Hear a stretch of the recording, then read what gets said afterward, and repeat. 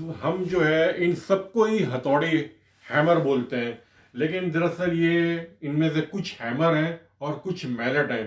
तो हैमर और मैलेट में क्या फ़र्क होता है वो मैं आज आपको बताना चाह रहा था।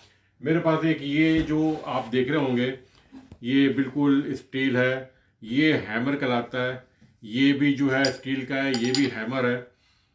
और ये जो है आप इस्तेमाल करते हैं, ये भी हैमर है। ये क्या चीज़ है?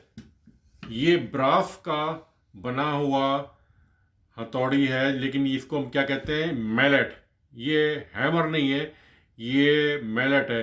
लेकिन आपको बहुत ही कॉमन है, इसको गलत इस्तेमाल करते हैं लोग। इसको हम हमेशा जो है ब्रास हैमर बोलते हैं, जबकि ये ब्रास मैलेट होता है।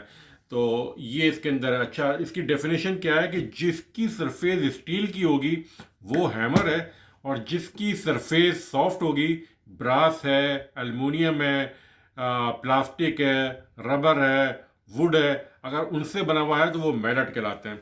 तो ये मैलेट है। ये आप मेरे पास देख रहे होंगे, इसके अंदर यहाँ पे ये रबर लगा हुआ है, तो ये मैलेट है।